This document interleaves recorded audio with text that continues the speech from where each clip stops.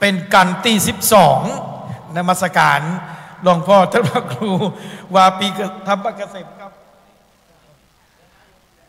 กับขณะนี้เรามีการถ่ายทอดเสียงผ่านคลื่นสถานีวิทยุภาคีเครือข่าย8จังหวัดภาคเหนือโดยแม่คลื่นลักก็คือสถานีวิทยุของวิทยาลัยสงฆ์นครลำปาง FM 106.50 เมกะเฮิรตซ์กันต่อไปครับเจ้าภาพเก้าเจ้าศรัทธามหาอุบาสกอุบาสิกาสมณศรัทธาดร.พระครูมนูนกิจปรีชาเจ้าคณะอำเภอแม่เมาะสมณศรัทธาคณะศรัทธาการไฟฟ้าฝ่ายผลิตแห่งประเทศไทยรวมไปถึงหน่วยงานราชการในเขตอำเภอแม่เมาะ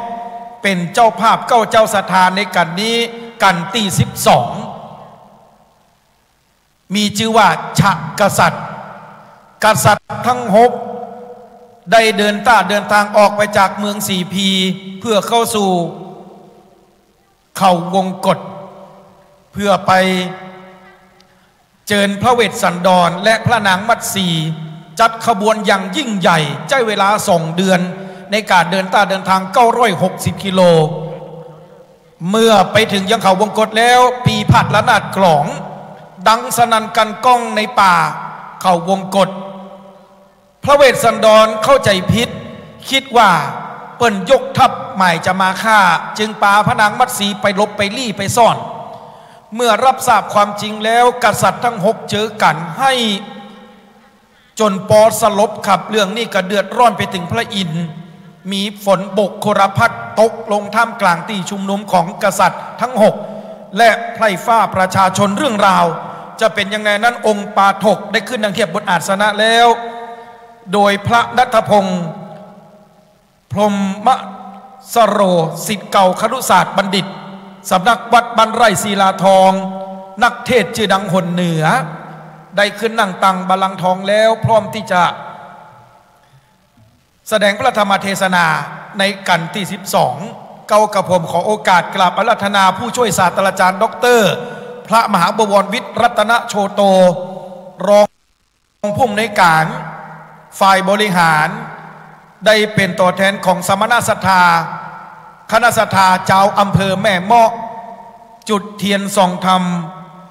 พระธรรมเทศนามหาจักรเวสสันดรกันที่12ฉะกษัตริย์ซึ่งเป็นกันร้องและเนื้อพี่น้องเนื้อมีตึงหมดตึงเสียง13กันเฮาเดินทางมาถึงกันที่12แล้วอีแม่เดี๋ยวเขาจะปากันไปตั้งขบวนที่ปากตางมจรผู้นะแห่แห่นแต่นแป้พระเวสสันดรไปฮับเปิ้นนอแม่เนาะเดี๋ยวเปิ้นจะมีการตั้งขบวนขับฝนแก้วฝนคำฝนบกครพัดจะตกครับโอกาสนี้ขอเรียนเชิญท่านสทวุฒิศรีหยอดจุดอันเตียนผางประดิษฐ์บริเวณด้านหน้าตัวสถาติมานั่งแต่เจ้าเนี่ยนะไผอยู่ตั้งหลังติมาได้จุดผางประดิษฐ์กำเตือนี่ลุกมาจุดสกรรมหรอยกแข่งยกขาให้น้อยเนี่ยหนังมึนแล้วนะฮะโอ้ไม่แก้วว่าบ่เอาใส่หัวลุกไผสะดวกเดินมาจุดนะสถานนะเปลี่ยนอิริยาบถผ่องเนาะหนังมึนล่ำไผติบรรจุเตี่ยมาเข้ามาอาแม่กับแก้วมาแล้วนะหลายคนหลายท่านมาเลยมีถึงเก่าก่อนไม่สีนวลลูกเลยยังไม่สีนวลอ่ะตั้งใดอ่ะลูกยากอีนั่นดีนดูมาไปดีบัดดีจุดกำเตี่ยเปลี่ยนอิริยาบถผ่องเนาะแม่แก้วเตรียมอย่างเดียวนะเตรียมฟ้อนกันสุดท้ายตอนนี้มีแห้งนะเดี๋ยวเตะนะโดยเฉพาะแม่บัวไข่นี่นะหานเดินกระเดอะเนี่ยเดี๋ยวจะปาดคืนดับบะเลือ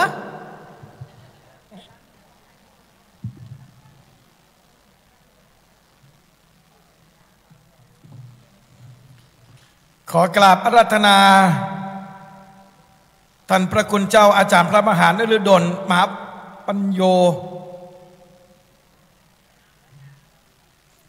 เลขานุการเจ้าคณะตำบลบ้านเอื้อมสำนักวัดน้ำทงศิษย์เก่าพุทธศาสตร์มหาบัณฑิตมจร.วิสงฆ์นครลำปางได้เมตตาอาราธนาธรรมในกันนี้กราบนิมนต์ด้วยความเคารพยิ่งครับ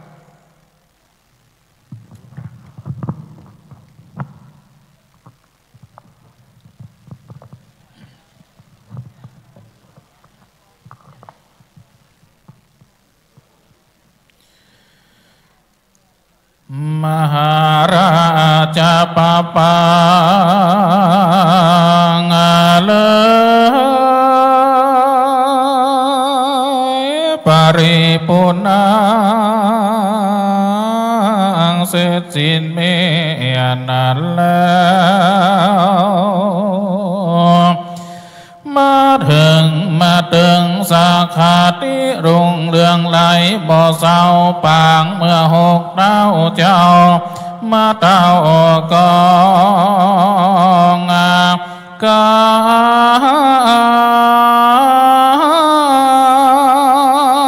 ในหิมมาวานป่าไม้สลบเต้าตีไกล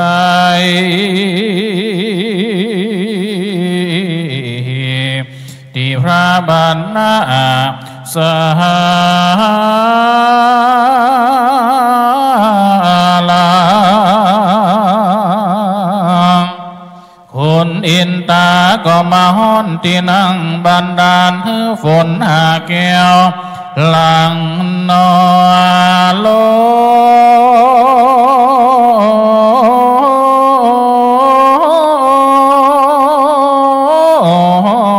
มา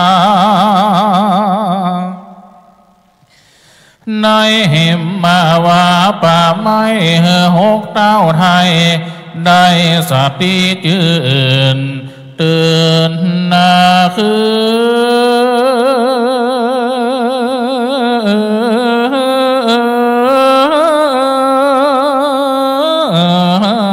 มา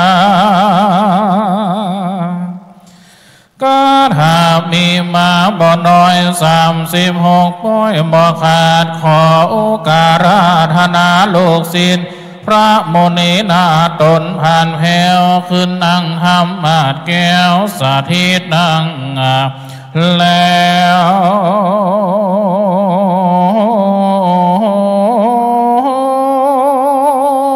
จุงเตสานาธรรมผู้ข้าบ่ได้แข่งขับมาจำขอได้น้ำสัก2 3 4 5บังแล้วก็ว่านาโมไปแล้วแลดิสัตตุอนุกัมปิมังปะชังอาราธนังกะโลมาสิ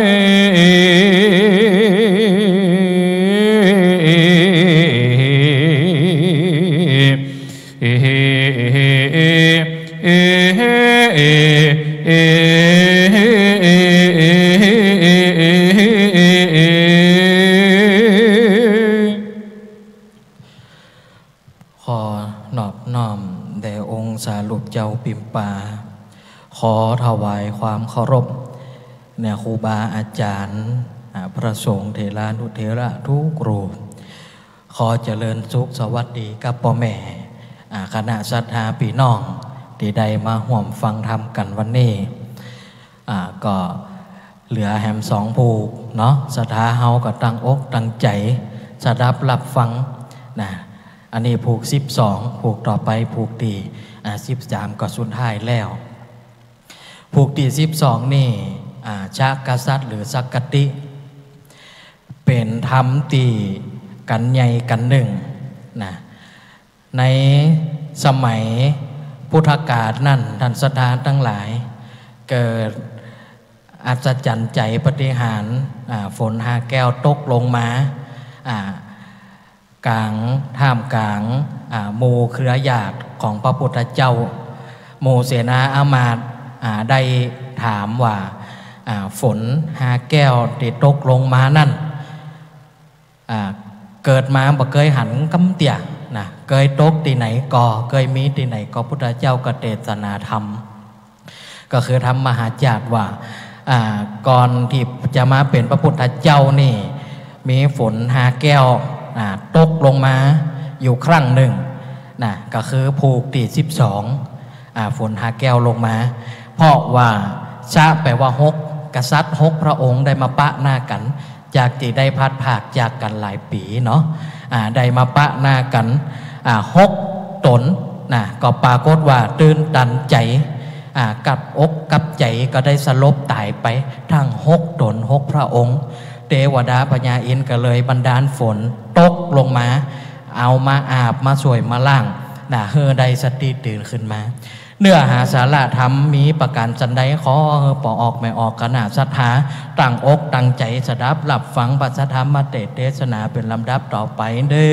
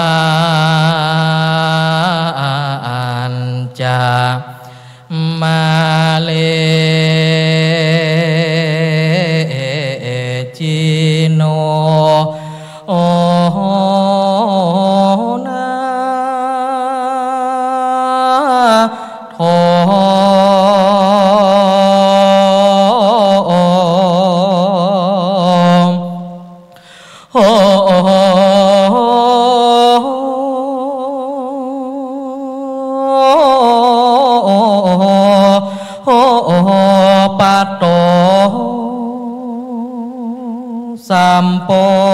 เตมุตตามัง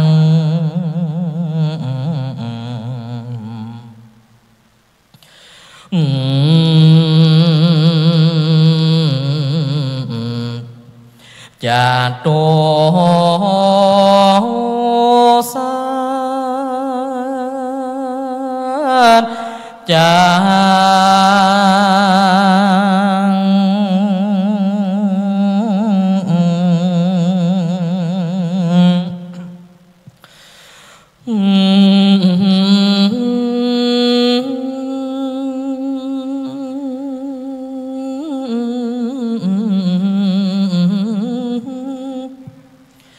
ปากา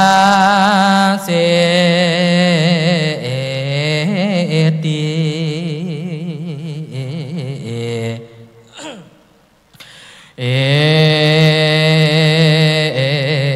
ธรรมจักกังปาวาตาญิ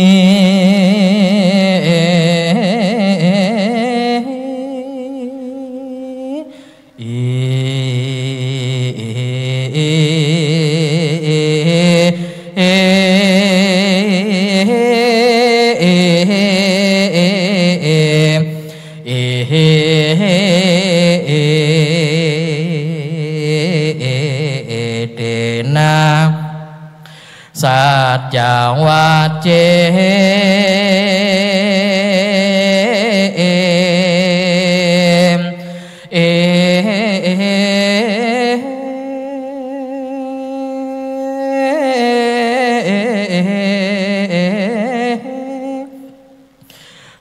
นาโหนตุเมใจญามังคะลังอี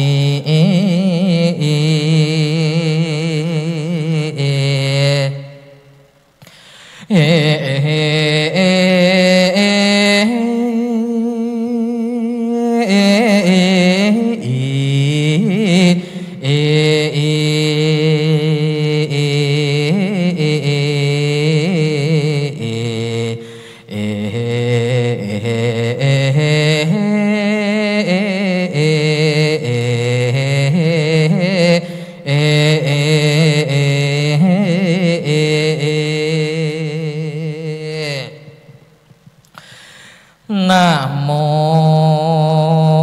ตัสสะภะคะวะโตอะระหะโตสัมมาสัมพุทธัสสะ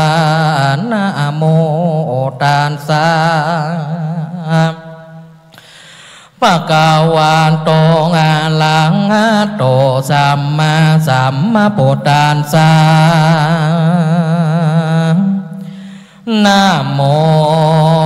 ตัสสะภะคะวะโตอะระหะโตสัมมาสัมพุทธัสสะ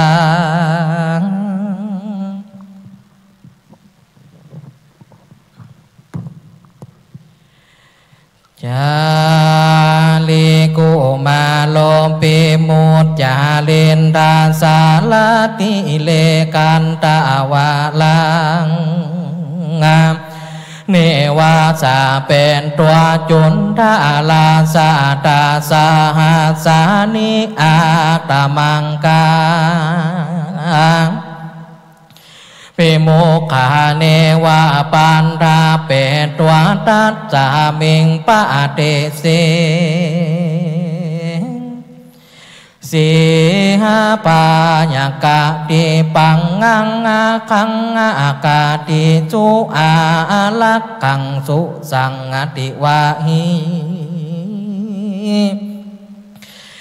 ลำดับธรรมเทศนามาหลอดจวนว่าเจ้าหยอดจาลีสลีนมเนาวันเป็นเจ้านำปนเข้าสู่ไพร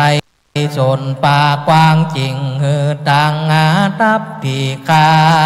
งมุดนาจารินทาสาละสามพันตะเขียงพร้อมมาอนุนาน้อมดูงามเมื่อยามลดนายังผงไหวนาลูกเจ้าฟ้าหากแต่งมากวันลดต่างมวลมี14,000 เล่มมาก็ฮือใบนาซึ่งสาพ่อมักกา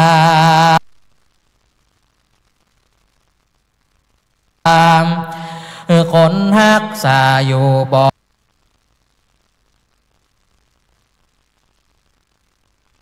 ขาดเพื่อป้องกันเนื้อไล่ลาดจีเมื่อไล่ลาดอาจจะสีจริงไม่แก่ลีผลม้วนหมู่เขาได้อยู่สุขสบายอันละว่าเสียงแห่งลีปนลาตั้งหลายเกิดกองนั้นตัวต้องเหิมมาปานแผ่นนาดินนาดันจักอากี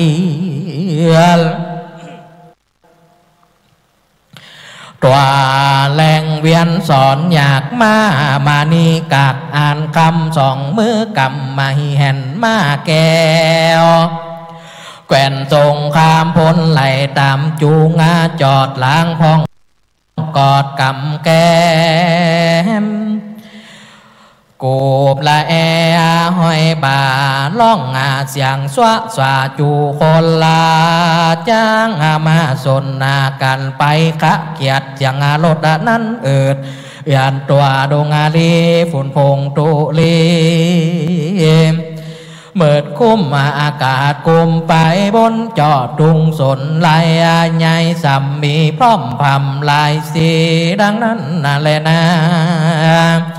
เมื่อนั้นมาหาจานเจ้าได้ยินเสียงเกินเก้าโกละหนนาลีปนฝูงคนโห่ห้องเสียงสนั่นกองเต็มไพเจ้าก็ตกใจเหลียหลากคิดนะว่ากาซึกมากเกลียลายได้ฆ่าตายเสียแล้วยังปอดโดนแก้วสะลีสนใจแล้วพร้อมใจกันตั้งหมู่มาสู่ศาลาจักขาสองเฮาลาปีน้องในแห่งห้อง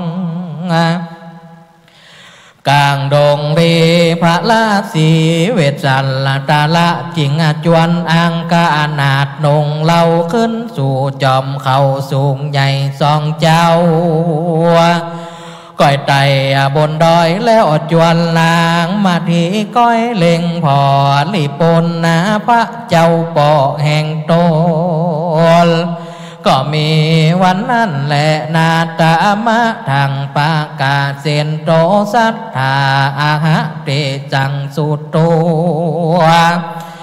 นาเมโกจังปิโตเวทจันลตาโลวาหุปามมาปะดังอาปิอาลุย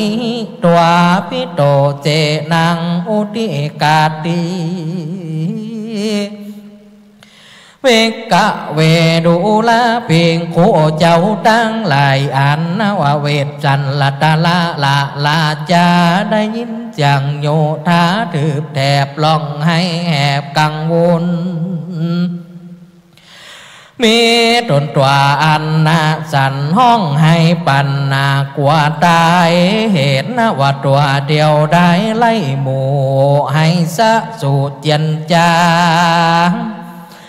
กับนางพญาจะเจ้า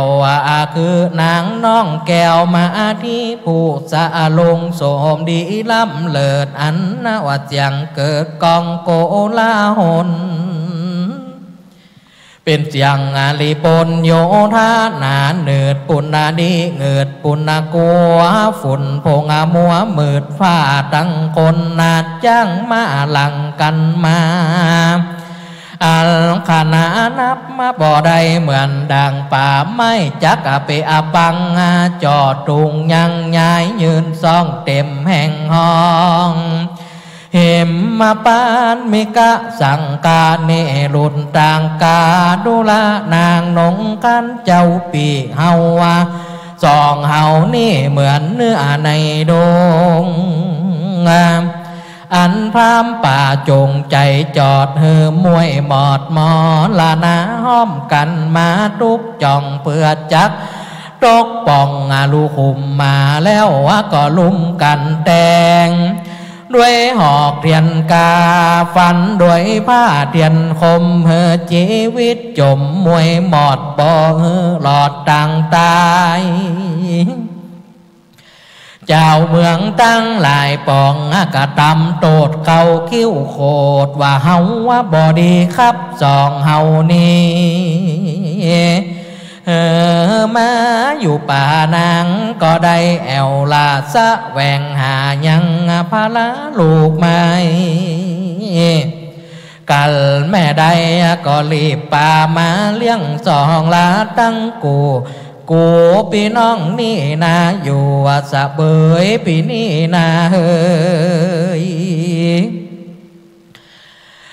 กำมาลังบ่ได้อนนาถ่อมไล่หมู่โยธาบาดนี่สองลาพี่น้องจักถูกต้องโอนตาลายจากมาขาดใจตายในป่าบ่ล่างว่าจักได้เขินเมื่อนั้นนั่นแหละนะเมตตานาปาสะให้โยงงังกิ่งบ้าโอนตากันนาเวคาแต่พระเนี่ยหัวจอมตาย ผู้ขานาไทยได้ตัดนาซอยสะเลสับปัญโยตัญญาณแห่งเจ้าบ่ได้ภาคเจ้าก็หากนำสัตว์พ้นจากโอกข้าสงสารเสียแล้วเข้าสู่ยังแก้วคือมหาเนรปาล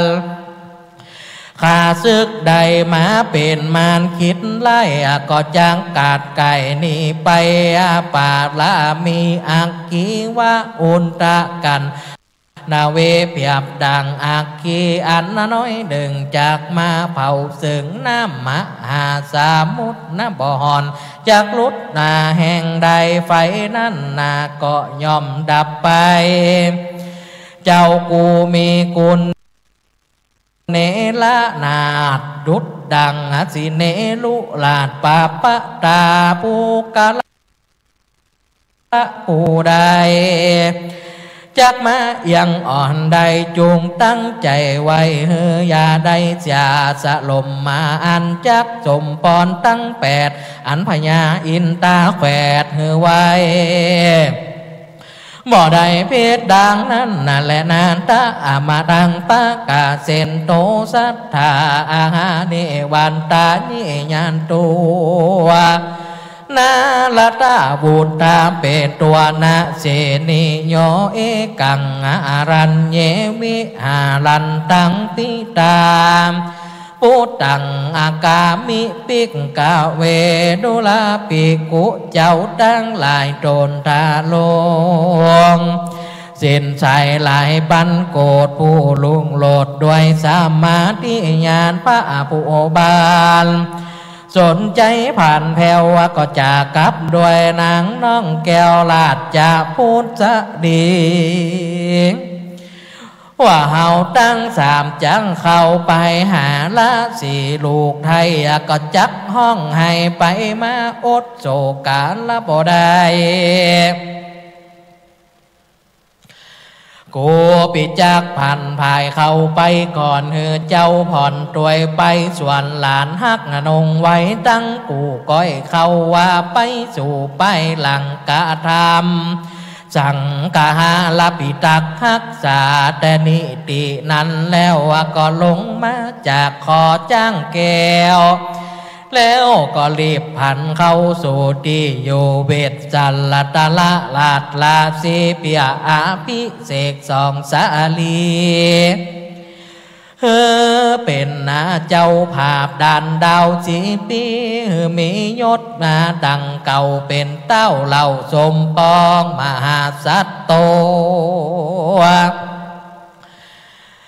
บามหาสัตว์เจ้ากับนางนอเนาลาจามาทีลำเปิงดีกึดหลอดว่าเจ้าหยอดสันใจจักได้มาสู่ในแก้วกูซาลาลวดหาภัยญาอันจักกว่าละบ่ได้เมื่อนั้นเจ้าก็หันพระบาทไทยปิตาทิลาดยัวไหลหยาดเตียวมาก็แล่นไปหาเจ้าแก่นไทยยกมือไว้แต่บาทานางพญาก็ไว้ตีนปอดยันจาต่อเสียงหวานว่าข้าแต่พระตนละผู้บาลข้ามอนน้อยจือมาที่รงเกสีหมวดเก่าว่าขอไว้ตีนปอเป็นเจ้าตามกองในเมื่อพระตังสองกับแล้วพระบาทเจ้า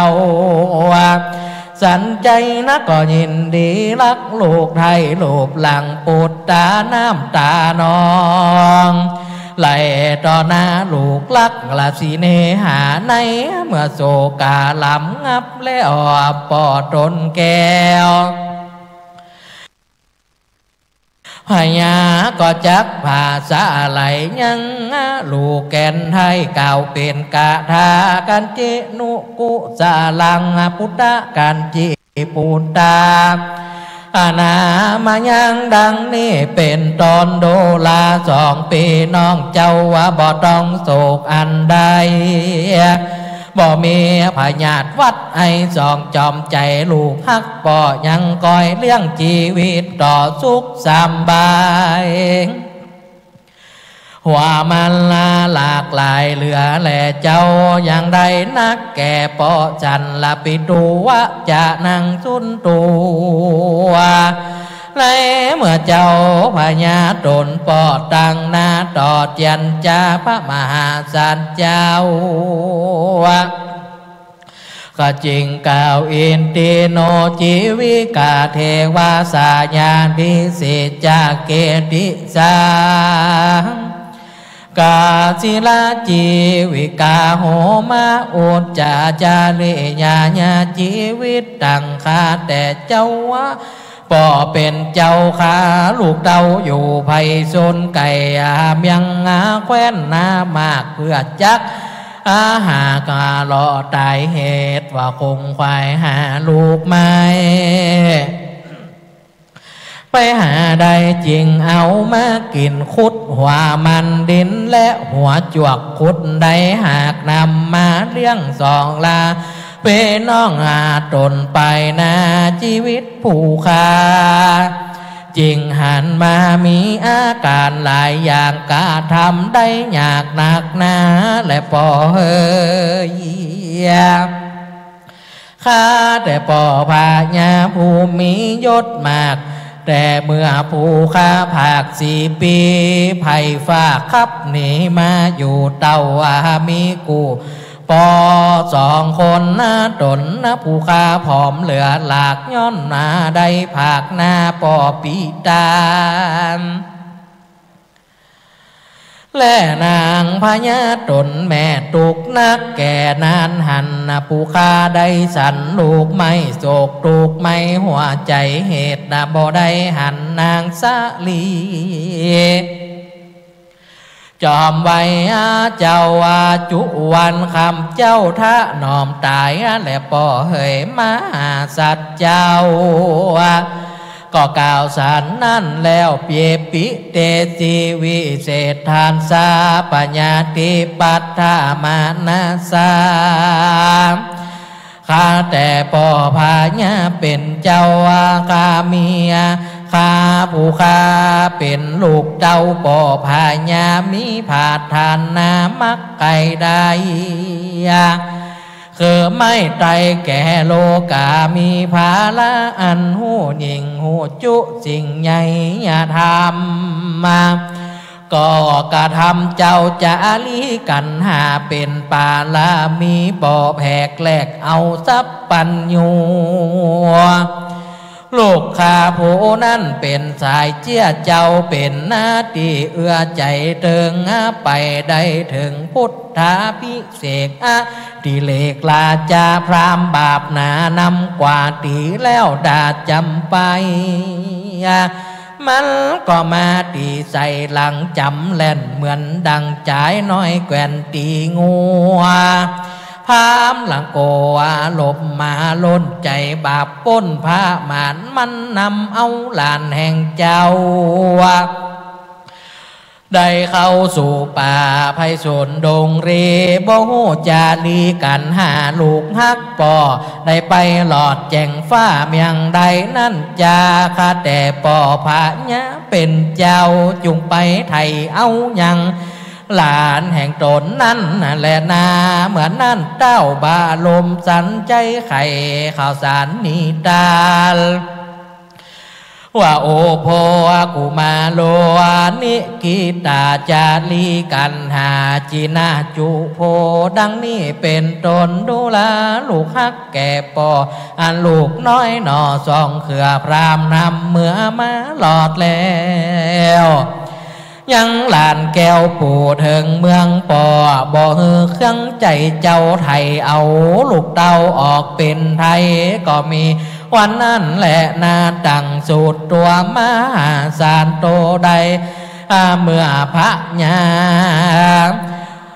เวทจันละตาละลาดเจ้าได้หู้ข่าวสารเนตานว่าลูกป้นจากคางไหวนาออกเป็นไตก็มีใจยินดีนั่นแหละนะ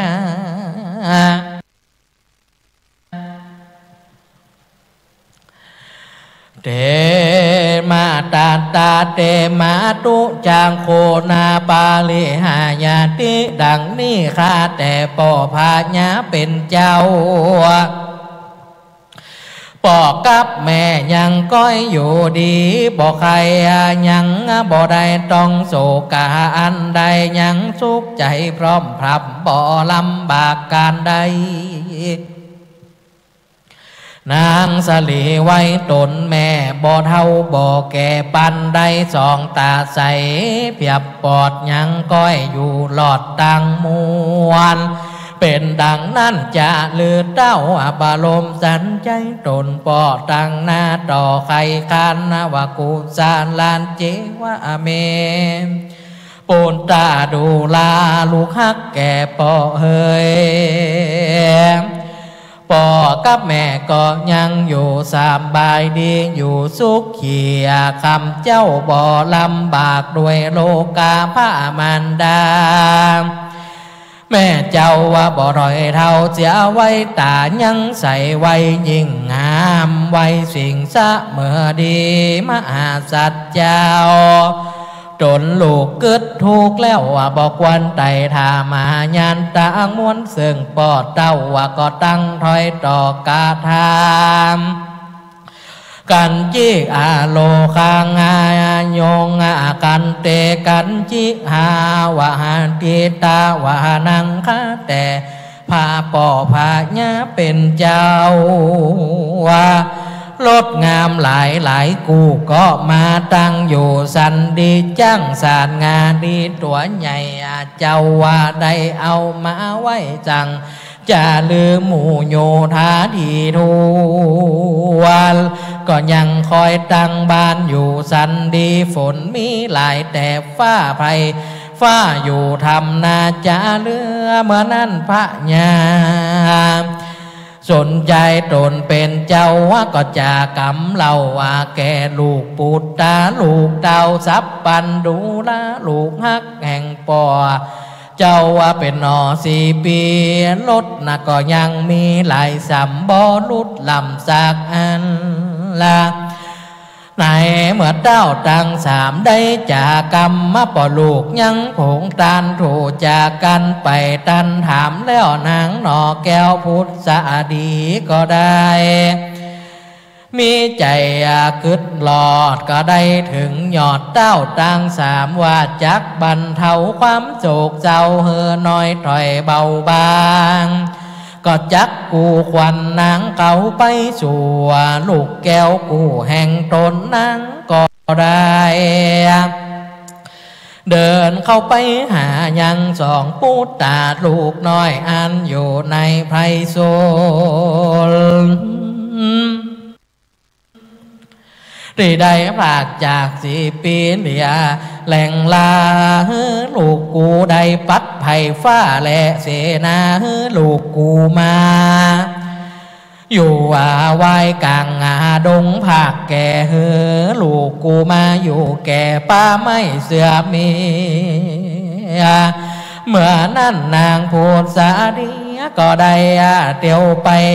มาพระญาเวทจัลลตะละลาดก็รีบยัวละหยาดไปมากับนางมาที่ปิมป้าตนไว้แว่นลูกแก้วแล่นตามผัวเมื่อตุนสาใจหัวใจเก่าจวนกันโกมเก่ากาบตีนเจ้าพุทธสาดีนางมาที่งามแง่หันเจ้าแม่เนื้อหัวอันเป็นแก่ผัวมาสู่อยู่ละบ่ได้ลุกไปนางสะลีนงไว้งามแง่ไว้ตีนแม่ผัวตนละว่าข้าเป็นคนสะไพ่แม่เจ้าข้าขอก้มกราบเก่าไปตีนนั่นแหละนางมาที่ไว้แม่ผัวแล้วส่วนลูกแก้วจะรีกันหาก็ซ้ำเตียวมาหลังคาก้อยมีเด็กอ่อนน้อยเป็นบริวารเข้าสู่อารามตนแม่เดินมาแก่ไก่ตานางพระญา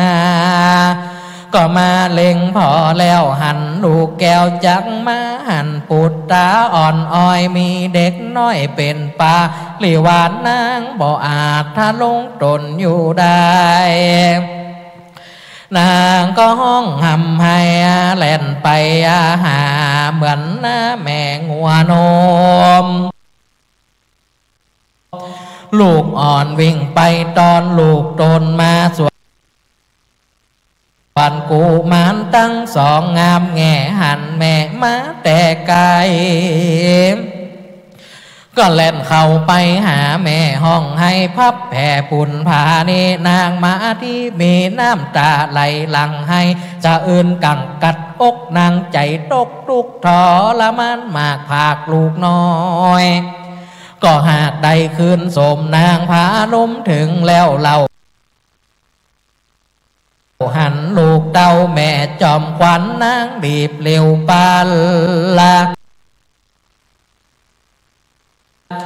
หาลูกเต่าว่าแล้วก็นำเข้าสู่ศาลานางพระญาเลยพี่เข้าปั่นหัวใจมีน้ำนมไหลทนออกมาไปนอกอกแห่งนางไหลเป็นตังหลอดต้องยะห้องให้ไหลลงมานั่นแหละนางกีฬาดังเฮาจากผู้หลอดแล้วนั่งหนอแก้ว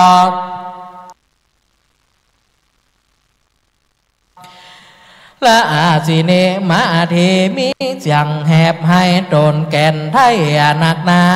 กุ้งจันทอง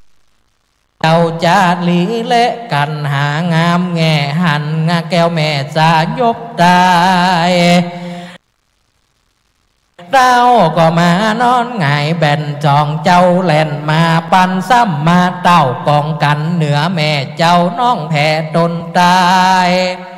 เมื่อจองสมสายกิ่งเนี่ยอกแม่น้ำนมแผ่น้องไหลใครเข้าไปสู่ปากลูกแก้วจุงหลอดแล้วหัวใจ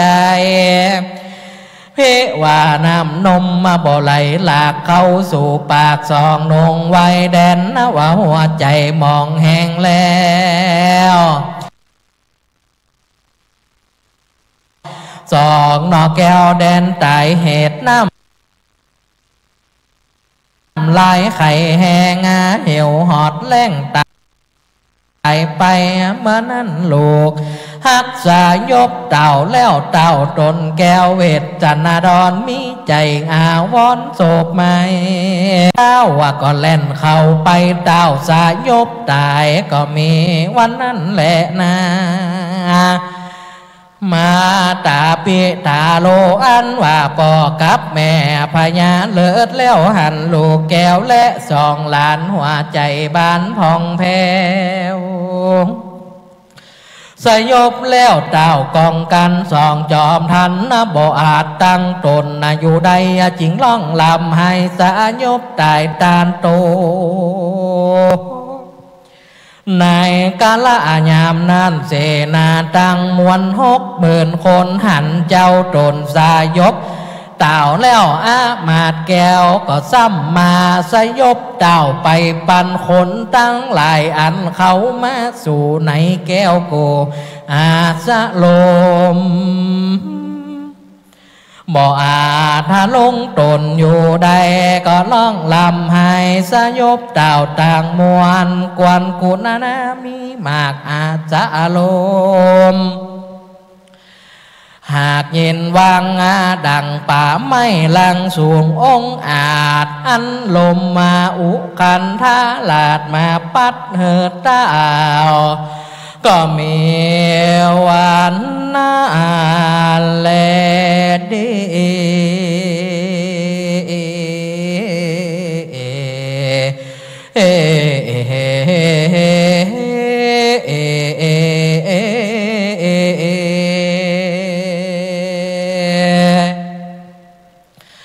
สั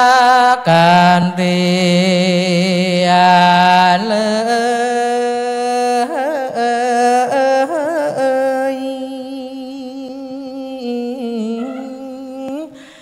ก็สัมมาเกิ ลาโห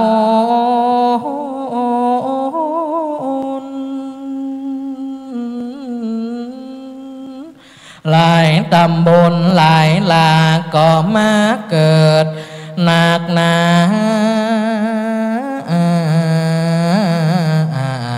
ตัวปพตาและแม่นาดังเถื่อนทำและกี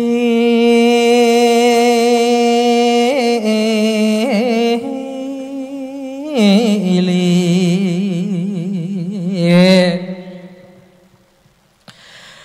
มหาปานทาวี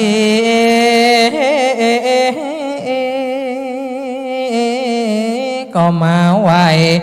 วันกองก็มาสะนานปุลกัวเขาสิเนลูกก็มาอ่อนน้อมไหววันกอมไปมา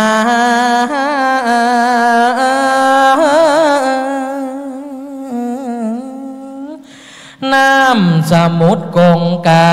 ก็คำเขือกฟ้าวฟ้าเฟือกตีฟองสองสะวันแดนจันฟ้าทวนนาหลอดมหาพรหมก็มาเกิดก็โกนลาโหนใหญ่มาเฉพาะนาเชิงเต้าพญาและเสนา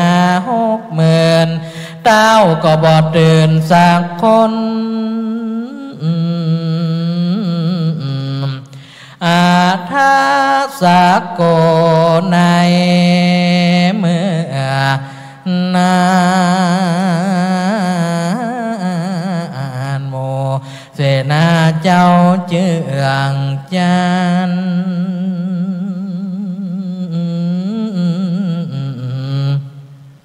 บ่อาจจักตื่นนาคืนมาจักเอาอย่างอุทธกามาโหดหลอดเต้าไทยพอบ่หาลานา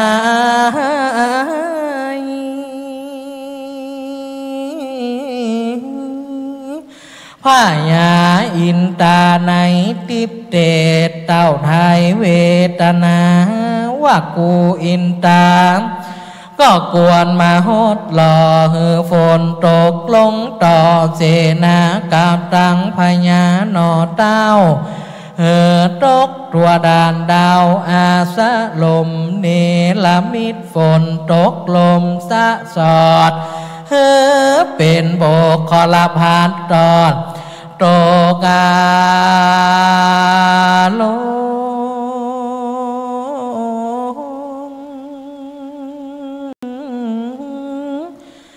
มา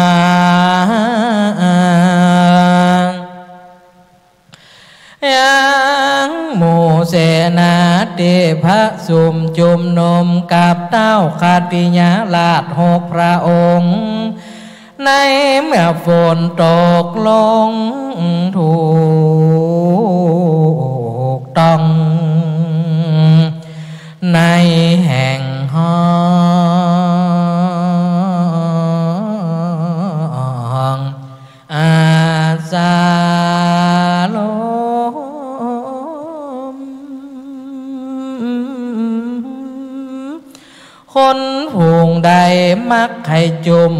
ฝนตกจุมตามใจคนผูงได้บ่มาใครจุมน้ำจุมฝนก็ปิวแต่บนหนีพรากกับเว้นจากนี้ไกลกับไปปั่นบ่อของบ่ถูกต้องสักคนฝนตกลงไปบนดูหลากเป็นน้ำหาก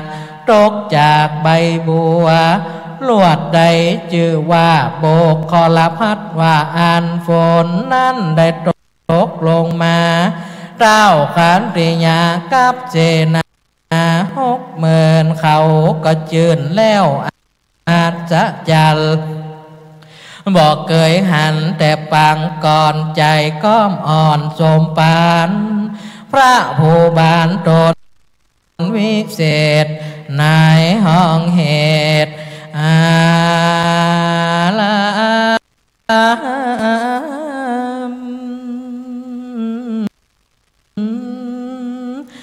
ก็มีวันนั้นแลดี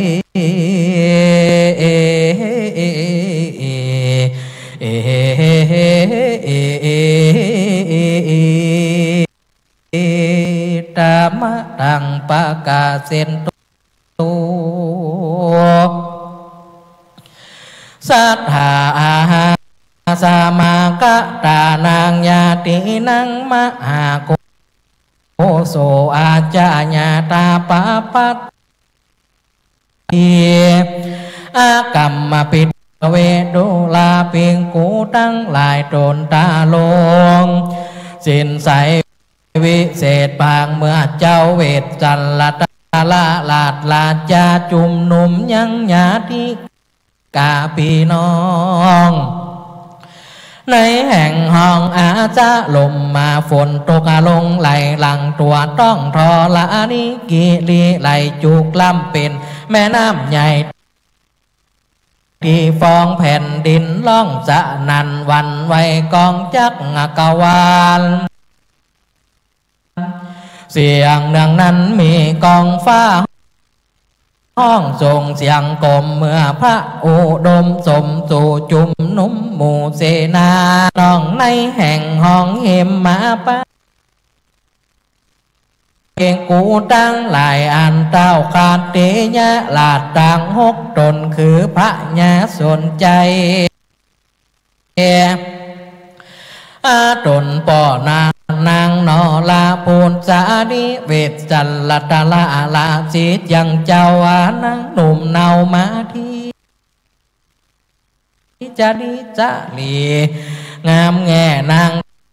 แก้วแก่กันหามาจุ่มนุ่มกันในศาลาแก้วกูมีอยู่ในยามใดอัลจาลิกรรมพระญาสันใจพระบาทให้บุญเลี้ยงและนางอามาตเหล่าเสนากับโยธามวลหมู่อ่านเขามาสู่สาลมก็พานมใจเก่าไว้พระราศีเจ้าวาจุตนนาจุคนอาญาสันใจพระบาทให้ลาดนาตนเป็นเจ้าขอเจิญมาตเหล่าเสนากับโยธามวลหมู่อ่านเขามาสู่สาลมก็พานมใจเก่าไว้พระราศีเจ้าวาจุตนนาจุคนอาลาดนาตนเป็นเจ้าขอเจิญปอกเต้าเมืองมีนานาเรื่องกับไว้กุมนาลาดตานาวาคาแต่พระพุทธาตนวิเศษเจ้าจุงละเป็ดเป็นลาสีเจ้าว่าอย่าอดเป็นจีลำบากอย่าได้อดอยากกินลูกไม้ในดงอย่าทาลงนางเสือเม็นนาสาบอย่าได้ก้มกาภาวนาจุงทาลงเป็ดเป็นพระญาเสวยลาดเจ้าว่าเป็นจ้างเผือกงาอาจลือจาไปเป็นพระญาตนใหญ่หมู่ไผ่ฟ้าจุมบาลเป็นจ้างงาปลายสารงามเลิศแล้วเป็นเจ้ามาแก้วใส่อ่านคำตั้งลดเกวียนกำละมาลากอาจสาดอนหากเดียวไปเป็นเจ้าแกันไทยแผ่ผาฟ้าหรือจะขออาลาธานาเมื่อแด่หากวันแก่เจ้ามาที่จุงละอาของอาลีหวังไว้ตั้งกาเจ้าว่าใส่ลูกไม่พาลาละตังเสียมมาดำนาจอบบอง ขออาลาธานาพี่น้องราเมื่อวันนั้นก็มีแลเด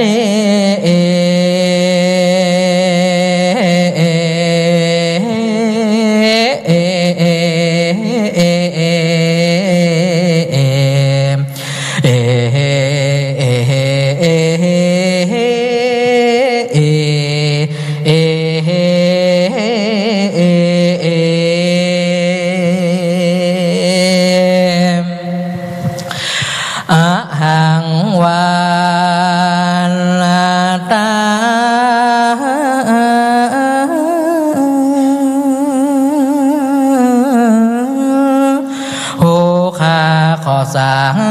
รกาอาบไว้ชาลีนอไทยยอดใหญ่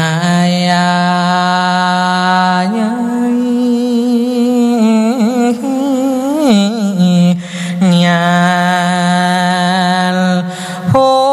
ข้าก็ขอยอมือสานตั้งดวงมาลาดอกซอย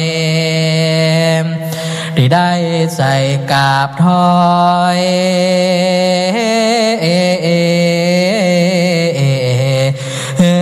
พี่น้องบ่ปอ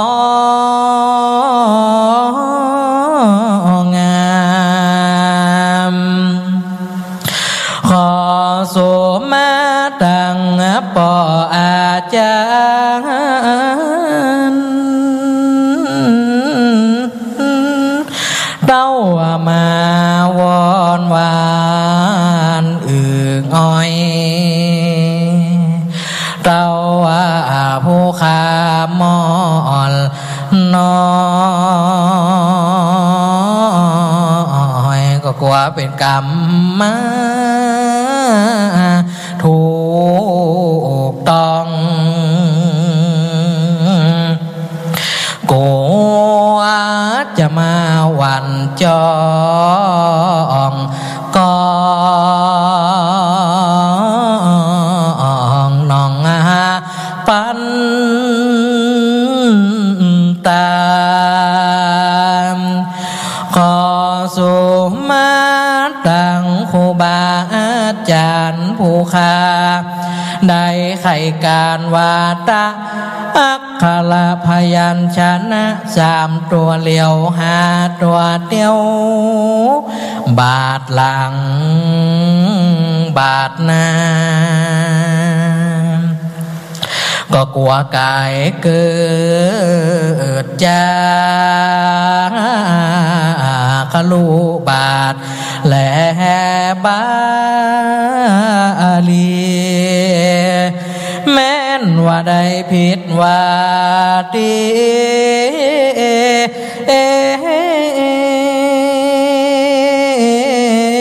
ศรัทธามีปิติเตือนปาการโยกนิ้วยืนประนมได้ไข่กำปงบอกขาดผู้ข้าก็ขอยกมือวาดอภัยกันว่าผู้ข้าผิดบ่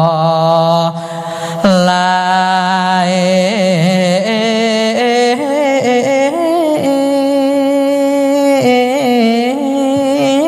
ก็ขออภัยผู้ข้าบ้านเนนาวบาดเนนา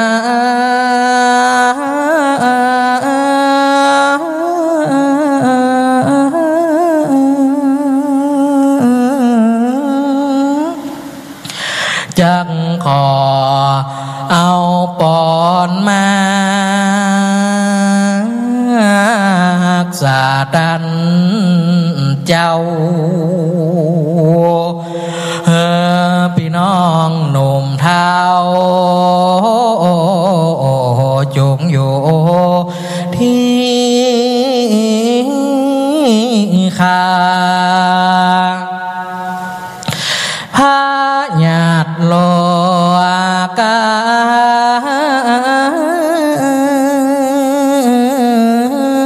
อย่าได้มาตำหนูหวังไกลตั้งข้อเจ็บเป็นเมื่อยคาย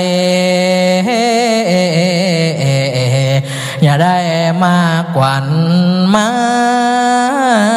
คุยบทบาทนี้จะขอลา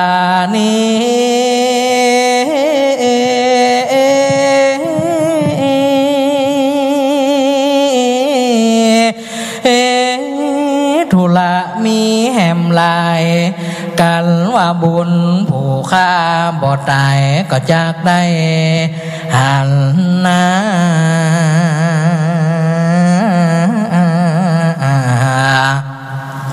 แถมก่อ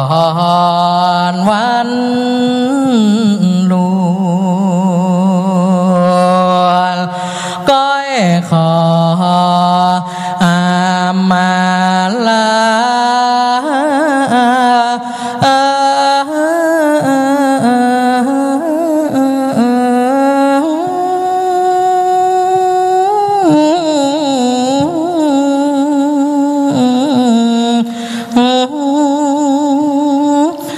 ไปก่อนและดี